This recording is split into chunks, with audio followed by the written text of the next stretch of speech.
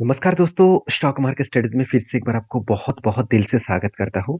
तो आज मैं फिर से आपके सामने कुछ इंपॉर्टेंट कंपनी का अपडेट लेके आया हूँ और आज का वीडियो बहुत इंटरेस्टिंग होने वाला है क्योंकि कुछ कंपनीज के ऊपर गुड न्यूज़ भी आया है और उस गुड न्यूज़ के बेसिस में कंपनी में अपकमिंग टाइम्स में अच्छा खासा ग्रोथ होने का चांसेस भी है।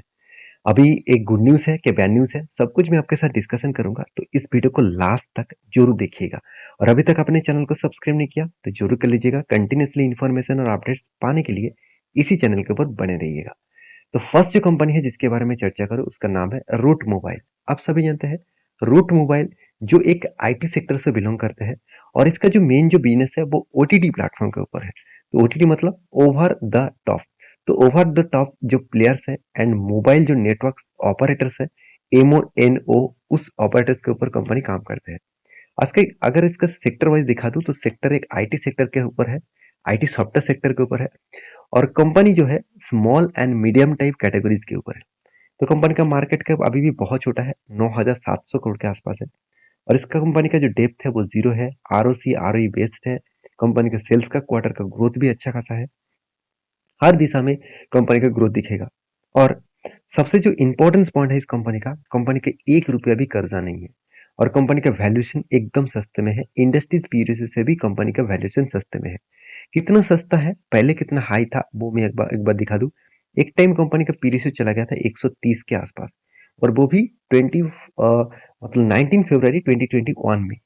उसके बाद देखिए बिग करेक्शन देखने को मिला और हाई वॉल्यूम के साथ यहाँ पे ग्रोथ हुआ। देखिए पी रेशियो कम हुआ और उसके साथ साथ वॉल्यूम भी किस तरीके से ग्रोथ हुआ आप देख सकते हैं। वॉल्यूम मतलब यहाँ पे इस वॉल्यूम को ऑब्वियसली एक हाई ग्रोथेबल वॉल्यूम देखने को मिला और इसको अर्निंग पर शेयर भी कहा जाता है। तो अर्निंग पर शेयर भी किस तरीके से बढ़ा आप देख सकते हैं। जिसका पी रेशियो इतना शानदार करेक्शन हुआ और अर्निंग पर शेयर बढ़ा तो उसमें ग्रोथ होने का चांसेस हायर पॉसिबिलिटी में है। अगर मैं इसी चीज को क्वार्टरली रिजल्ट के बारे में बात करूं, देखिए कंपनी सारे हद पार कर दिया। इस बार first time company highest sales generate किया।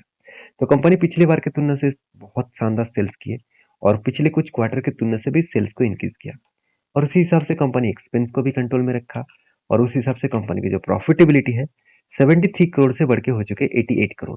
मगर कंपनी क्वार्टर क्वार्टर बेसिस को बीट नहीं कर पाया। तो इसलिए एस्टिमेट जो है वो एस्टिमेट बीट ना करने के कारण शेयर में थोड़ा सा मैसिव जम नहीं देखने को मिला और थोड़ा सा करेक्शन देखने को मिला है। अभी प्रॉफिट एंड लॉस के बारे में बात करूं और सॉरी रिजर्व के बारे में बात करूं तो 50 करोड़ से बढ़ के हो चुके हैं करीबन 1900 करोड़ के आसपास। तो यहाँ पे एक हाई ग्रोथ देखने को मिला और रिजर्व में और कंपनी का कर्जा भी देखिए थोड़ा सा बढ़ चुके हैं 180 करोड़ के आसपास। यहाँ पे क्वेश्चन आएगा कि सर रिजर्व बढ़ा, फिक्स्ड एसेट बढ़ा और कर्जा क्यों बढ़ा। देखिए कंपनी को कितना ट्रेड मिला वो देख लीजिए। 667 करोड़ के आसपास कंपनी का ट्रेड मिला मतलब प्रोजेक्ट मिला और इस प्रोजेक्ट को करने के लिए कंपनी के हाथ में पैसा कितना है 350 करोड़। इसका मतलब 50% पैसा कंपनी के हाथ में नहीं है। अगर कैश फ्लो के बारे में बात करें तो कंपनी के हाथ में से 35 करोड़ है। तो 330 करोड़ 330 उसके साथ अगर 35 करोड़ ऐड किया जाए तो करीबन करीबन यहाँ पे बोल सकते हैं 365 करोड़ के आसपास टोटली हाथ में कंपनी के हाथ में पैसा है। और कंपनी का प्रोजेक्ट कितना मिला, प्रोजेक्ट मिला करीबन 650 करोड़ का। तो बाकी पैसा कहाँ से आएगा। इस बाकी पैसे को कलेक्ट करने के लिए कंपनी को कर्जा उठाना पड़ा। तो इस बात को आपको याद रखना है, जब भी कोई कंपनी कर्जा ले रहा है तो उसको बेस चेक करना पड़ेगा कि कर्जा किस लिए लिया गया। तो इसीलिए शायद मुझे लगता है इस कंपनी के ऊपर इन्वेस्टर कंटिन्यू उसका होल्डिंग कर रहा है, क्योंकि क्यों ना करे। जिस कंपनी का इतना हाई ग्रोथेबल कंपनी है, साथ ही साथ इतना शानदार परफॉर्मेंस है, तो हर कोई इंस्टीट्यूशन चाहेंगे इस कंपनी के ऊपर रहने के लिए। और रही बात इस कंपनी का चार्ट पैटर्न का, तो यहाँ पे एक ट्रेड आपके सामने में डिस्कशन किया था। वो ट्रेड कुछ इस तरीके से था, कंटिन्यूसली एक बाइंग ट्रेड मिला था कंटिन्यूसली 3 कैंडल के अंदर। 3 नहीं, यहाँ पे एक्चुअली 4 कैंडल होगा। थोड़ा सा यहाँ पे ऊपर ऊपर, हाँ यहाँ तक रहेगा। तो यहाँ पे देखिए 3 नहीं 4 कैंडल यहाँ पे बना था। ये 4 कैंडल के अंदर अंदर यहाँ पे 27% का यहाँ पे रेंज बना और जब इस तरीके से रेंज क्रिएट हुआ तब मैं इंतजार कर रहा था जब यहाँ पे टच करेंगे तब एंट्री लूंगा। तो इस लेवल में टच किया, एंट्री लेवल्स बना और टारगेट कहाँ तक बनेगा, जब इसका हायर लेवल है, मतलब ये जो टॉप लेवल है इस टॉप लेवल तक इसका टारगेट बनेगा। तो फाइनली यहाँ पे टारगेट कब बना, यहाँ पे। तो ये जो रेंज है, ये जो एंट्री लेवल से टारगेट तक मैं अगर मार्किंग करूँ तो ओवरऑल 27% के आसपास रिटर्न मिला और वो भी कितने दिनों में, सिर्फ 150 दिनों में। 150 दिनों का मतलब क्या होते हैं, ऑलमोस्ट 5 मंथ्स। तो सोचिए 5 मंथ के अंदर अंदर कितना शानदार कंपनी प्रॉफिट जनरेट करके दिया। तो फिलहाल के लिए आप कहेंगे सर क्या फिलहाल के लिए कोई भी एंट्री लेवल्स नहीं है? देखिए एक बिग जैसे यहाँ पे मेरे हिसाब से एक बिग जैसे यहाँ पे क्या बना, एक कप क्रिएट हुआ। तो एक कप बना, अभी हैंडल के मैं इंतजार कर रहा हूँ। जब यहाँ पे फिर से हैंडल क्रिएट करेगा तो फिर से एक एंट्री लेवल यहाँ पे बन सकते हैं। तो फिलहाल के लिए मैं शांति से बैठा रहा हूँ, क्योंकि जब कोई क्रिएट होगा, जब कोई एंट्री लेवल बनेगा तो मैं जरूर आपके साथ शेयर भी करूंगा। तो इसीलिए मैं बार बार बोलता हूँ चैनल को सब्सक्राइब कर लीजिए और टेलीग्राम को भी ज्वाइन कर लीजिए, जहाँ पे मैं पहले से आपको अपडेट शेयर करता हूँ। तो फाइनली कंपनी डिविडेंड भी अनाउंसमेंट कर चुके हैं। कंपनी आपको 3 तारीख में डिविडेंड देने वाला है, और वो भी 3 रुपए करके आपको डिविडेंड यहाँ पे देने वाले हैं। तो नेक्स्ट जो कंपनी जिसके बारे में चर्चा करूं उसका नाम है इंडिया मार्ट। देखिए इंडिया मार्ट इंटरमेश लिमिटेड जो एक ऑनलाइन B2B बिजनेस करने वाला अकेला कंपनी है, और सबसे फर्स्ट इस कंपनी बिजनेस स्टार्ट किया है ऑल ओवर, सिर्फ इंडिया में नहीं एशिया में फर्स्ट B2B बिजनेस ऑनलाइन करते हैं इंडिया मार्ट इंटरमेश। इस कंपनी के ऊपर मैं बहुत पॉजिटिवली थिंकिंग रखता हूँ, और कंपनी के जो अपडेट है, मतलब कोई न्यूज पब्लिश किया गया, आप देखेंगे तो कंपनी के ऊपर एक बाइंग टारगेट दिया गया, वो भी कितना 3755। अभी 3755 का टारगेट किसने दिया?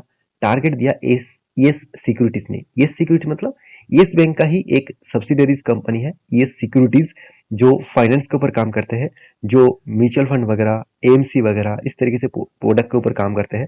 तो उन्होंने कहाँ तक टारगेट दिया? 3755। अभी फिलहाल के लिए इसका प्राइस कितना है? इसका प्राइस है 2650। तो देखिए जब आप वीडियो देखेंगे शायद डेटा चेंज हो सकता है, इसमें कुछ फर्क नहीं पड़ना चाहिए। तो आपको मैं इस चीज को इसीलिए दिखाया क्योंकि मैं आपको टारगेट बताने के लिए नहीं आया। मैं आपको ये बता रहा हूँ कि बड़े बड़े इंस्टीट्यूशन इसके ऊपर टारगेट बढ़ा रखा है, एक ही कारण की वजह से। देखिए हर किसी को पता है कि इसका बिजनेस कुछ अलग है, और दूसरी बात इंडिया का हाई ग्रोथेबल ग्रोथ होने का चांसेस यहाँ पे दिख रहा है, और उसके चलते है इंडिया का जितने सारे कंपनीज है जो B2B ऑनलाइन बिजनेस कर रहे हैं, तो उसका ग्रोथ होने का चांसेस और भी बढ़ जाएगा। एक एक चीजों का आप ध्यान देना कि शायद आप एक बात को आप जानते नहीं, जो चीज मैं आपको यहाँ पे कहूंगा, कितने सारे लोग जानते थे मुझे कमेंट्स करके बताना। अगर आपको पता नहीं था तो आप नो लिख कर भेजिए, अगर आपको पता था तो यस लिख कर भेजिए। तो आप सभी जानते हैं अमेजन। अमेजन क्या कर रहे हैं? आप बड़ा सा एक टाइप किया है इंडियन रेलवे और इंडियन जो पोस्ट है, इंडियन पोस्ट और इंडियन रेलवे जो गवर्नमेंट दोनों सेक्टर है, इस सेक्टर के साथ बिग डील किया है अमेजन ने। अभी क्वेश्चन आएगा सर अमेजन ने इंडियन पोस्ट और इंडियन रेलवे के ऊपर डील क्यों किया? क्योंकि उसके पीछे कारण भी है, क्योंकि अमेजन आज जितने सारे शहरों में है उसका बिजनेस पूरा का पूरा फैला के रखे हैं। वो अभी गांव गांव तक पहुंचना चाहते हैं, तो गांव में डिलीवरी का जो मतलब बिजनेस है वो अभी तक उतना ज्यादा हाई ग्रोथेबल नहीं हुआ। तो इसलिए क्या कर रहे हैं, गांव गांव तक जितने दूर में आपका घर रहे, जहाँ पे भी रहे, कोई भी अगर आपके पास कोई भी चिट्ठी आए तो वो इंडियन पोस्ट आपको जरूर भेजेंगे। और गांव गांव तक आप कोई भी मतलब कनेक्शन हो ना हो, रेलवे का कनेक्शन आपको होगा ही होगा। तो इसीलिए अमेजन ने एक नया टिक्स अप्लाई किया, वो डील किया इंडियन रेलवे के साथ, इंडियन पोस्ट ऑफिस के साथ। तो जो उसका प्रोडक्ट है वो इंडियन पोस्ट के माध्यम से वो डिलीवरी करेंगे। तो ये सारे चीजों को आपको समझना पड़ेगा कि बिजनेस किस तरीके से ग्रोथ हो रहा है इतने बड़े कंट्रीज के। आज मैं देखता हूँ बहुत बड़े बड़े इन्वेस्टर, बहुत बड़े बड़े जो एंटरप्रेन्योर है, तो उन्होंने इंडिया में आकर विजिट कर रहे हैं, यूट्यूबर के माध्यम से उसका राय बता रहा है। क्यों बता रहा है? क्या उसका इतने दिनों में इंडिया में आने के कोई मकसद नहीं था? क्यों मकसद दिखाएगा? इंडिया तब तो गरीब के जैसे देख रहे थे, आज इंडिया को वो सोने का चिड़िया जैसे लग रहा है कि फ्यूचर में वो फिर से सोने का चिड़िया बनेगा। तो देखिए अपॉर्चुनिटी जहाँ पे बनते हैं हर कोई लोग वहां पे टूट पड़ते हैं। तो मैं इसलिए बार बार बोलता हूँ, अभी आपको जो अपॉर्चुनिटी मिल रहा है, शायद आप 5 साल के बाद आप यही सोचेंगे काश उस टाइम में मैं निवेश कर लेता, काश उस टाइम में कुछ डिसीजन अलग ले लेता, काश उस टाइम में मैं सीख लेता, तो आज ये नौबत नहीं आता। तो यस बैंक के ऊपर इसने टारगेट रखा, तो इसको देखकर मैं कभी भी एंट्री नहीं लेता, मैं खुद के ऊपर डिसीजन लेकर एंट्री लेता हूँ। कोई बड़े इंस्टीट्यूशन टारगेट देख, कंपनी अगर खुद टारगेट देख के इतना दूर जाएगा तो मैं फिर भी एंट्री नहीं लूंगा। अगर कंपनी में दम है तो मैं काम करूंगा। कंपनी का डेप्थ जीरो है, इनकम भी बहुत शानदार है, आरओसी आरओई बेस्ट देखने को मिला, और कंपनी की जो प्रॉफिटेबिलिटी है आप देखेंगे, सेल्स का डेटा आ चुके हैं सितंबर मंथ का, तो अच्छा खासा सेल्स किया, 229 करोड़ से बढ़ के हो चुका 280 करोड़। और कंपनी के एक्सपेंस भी कंपनी कंट्रोल में रखे। उसके बाद देखिए प्रॉफिटेबिलिटी 74 करोड़ से बढ़ के हो चुके 83 करोड़। हाँ आप बोल सकते हैं कि सर पिछली बार तो 95 करोड़ के आसपास प्रॉफिट था, वो प्रॉफिट थोड़ा सा कम हुआ। हाँ ये बात सही है, थोड़ा सा मुझे प्रॉफिट कम लगा, फिर भी कंपनी एक लेवल को मेंटेन करना इतना आसान नहीं है। और ईयर ऑफ ईयर बेसिस देखा जाए तो कंपनी ने कभी भी प्रॉफिटेबिलिटी को उतना ज्यादा कम नहीं किया, कंटिन्यूसली प्रॉफिटेबिलिटी को बढ़ाते चले गए। तो इसी बेसिस में कंपनी ने सेल्स ग्रोथ, प्रॉफिट ग्रोथ सब कुछ बेस्ट दिखाया, और शायद इसीलिए इन्वेस्टर भी इस कंपनी के ऊपर बहुत ज्यादा एग्रेसिवली बाई कर रहा है। इंस्टीट्यूशन, एफएसडीएस, पब्लिक, हर किसी ने इन्वेस्टमेंट अच्छा खासा किया। तो आपकी राय क्या है इस कंपनी के ऊपर जरूर कमेंट्स करना। और इसके ऊपर जो चार्ट पैटर्न क्रिएट हुआ था, मैंने आपको ये भी मेंशन किया कि यहाँ पे बिग जैसे, तो यहाँ पे देख सकते हैं, यहाँ पे कुछ कफ विथ हैंडल पैटर्न जैसे क्रिएट हुआ। एक्चुअली कफ विथ हैंडल नहीं, यहाँ पे शोल्डर कम हेड कम शोल्डर क्रिएट हुआ था।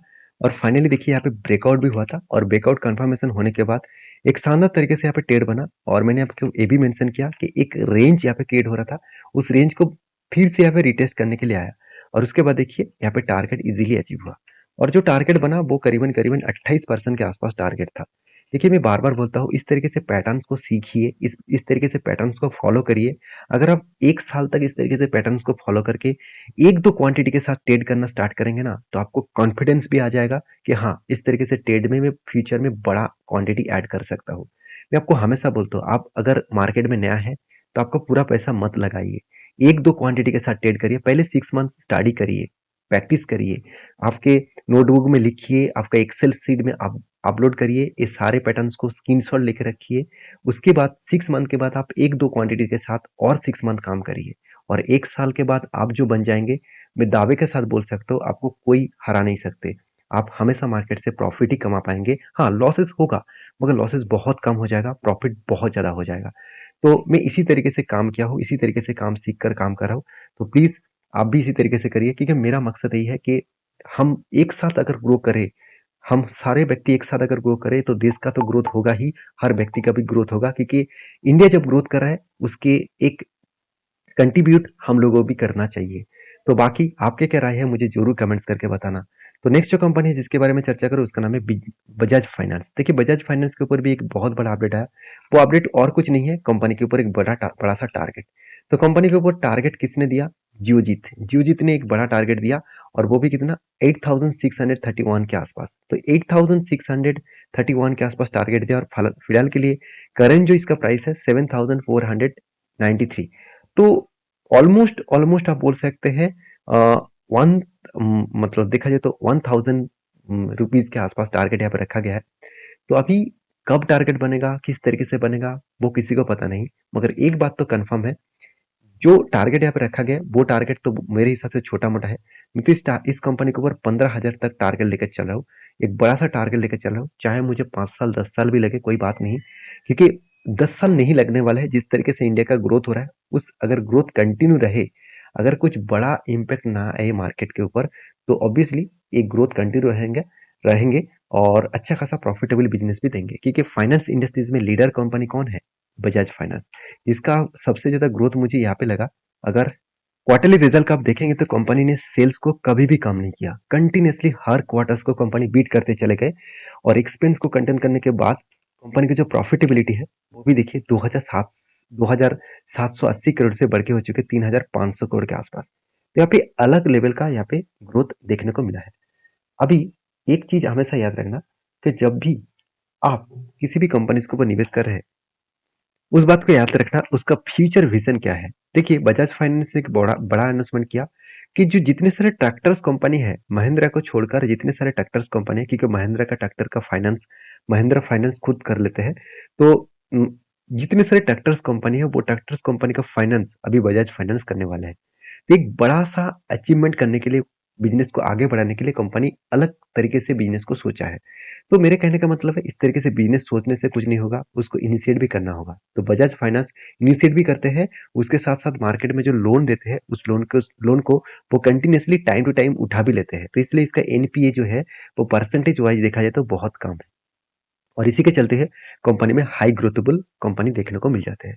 कंपनी का जो रिजर्व है, वो लगातार बढ़ते चले गए, और उसके साथ साथ कंपनी का कर्जा भी बढ़ते चले गए। जब कोई फाइनेंस कंपनी का कर्जा बढ़ रहा है, उसके साथ साथ कंपनी का प्रॉफिट बढ़ रहा है, तो एक चीज आप याद रखिएगा, उस कंपनी के ऊपर आपको हमेशा फोकस होना चाहिए एज अ लॉन्ग टर्म के लिए। और रही बात एज ए इन्वेस्टर, तो प्रोमोटर से लेकर एफएसडीएस पब्लिक, हर किसी के पास इस कंपनी का इन्वेस्टमेंट आपको देखने को मिल जाएगा। तो प्लीज इस कंपनी के ऊपर आप स्टडी करके काम करना। मैं तो इस कंपनी के ऊपर बहुत बुलिश हूँ। आपके क्या राय है, जरूर कमेंट्स करना। और लास्ट कुछ फ्यू डेज का डेटा दिखा दो, तो कंपनी के ऊपर एक एवरेजली डिलीवरी देखने को मिला, उतना ज्यादा खास डिलीवरी नहीं है। फिर भी कंपनी के ऊपर चार्ट पैटर्न दिखा दूं, तो एक ट्रेड आपको मेंशन किया हो, उस ट्रेड फाइनली यहाँ पे अचीव नहीं हुआ।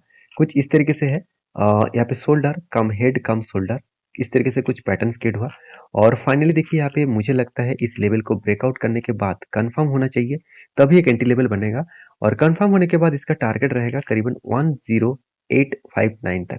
तो इस लेवल तक टारगेट बन सकता है। तो प्लीज इस वीडियो को कोई भी रिकमेंडेशन मत समझ लेना, ये मेरा खुद का एनालिसिस है, मैं खुद इस तरीके से एनालिसिस करके काम करता हूँ। अगर आपको इसी तरीके से काम करना है तो इसके ऊपर स्टडी करिए, मैंने आपको जो सिखाया 6 मंथ तक स्टडी करिए, उसके बाद एक दो क्वांटिटी के साथ ट्रेड करिए।